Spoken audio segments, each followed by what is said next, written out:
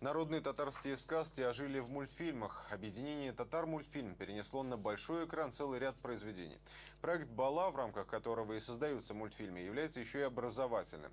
Более того, «Татар-мультфильм» для большего внимания к своему детищу организовал среди учителей республики конкурс на лучший мастер-класс, основанный на данном мультимедийном проекте.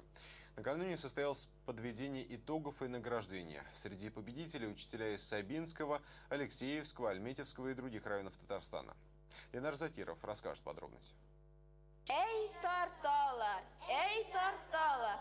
Внучка за бабку, бабка за детку, детка за репку. Теперь эту и другие народные сказки можно не только услышать, но и увидеть. Объединение «Татар-мультфильм» в рамках мультимедийного проекта «Бала», что с татарского переводится как «ребенок», создало целый ряд мультфильмов. Ожившие сказки для нас – долгожданное подспорье, ликуют учителя. После просмотра татарских мультфильмов они уже содержание как-то дают и выполняют задания, также тесты выполняют, отвечают на вопросы. При этом у них уже совершенствуется речь по-татарски и диалог как-то вот, монолог тоже они могут рассказывать, пересказ, в общем, могут делать.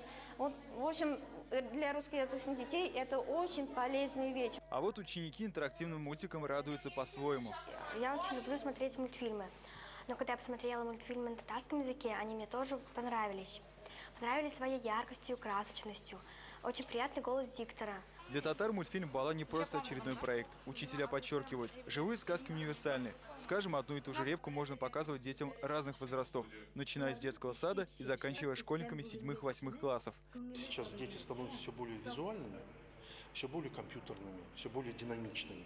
И способ, который позволит им знакомиться с книгами, это в их любимом формате. Как признается главный режиссер объединения Сергей Киатров, над созданием мультфильмов работала огромная команда. Больше всего пришлось потрудиться над оживлением произведений Габдуллы Тукая «Кисекбаш». Это был один из наших первых мультфильмов. И наш тогда коллектив, мы только учились, но мультфильм получился настолько хороший, вот столько в него вложено было. Мы рисовали еще его по старинке, на листочках, через просвет.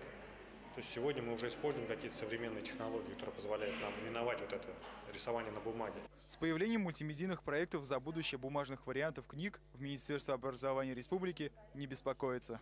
Ребенку необходимо листать книги, смотреть на эти книги, что-то рисовать, может быть, даже на книгах специальных, предназначенных для этого. Поэтому я думаю, что одно другому не помешает. Нам необходимо развитие как книжной продукции на бумажных носителях, так и электронных носителях. Мультимедийный проект «Бала» стартовал на 5 с плюсом. Организаторы надеются, «Бала» будет уверенно шагать вперед. Ленар Закиров, Игорь Романов, столица.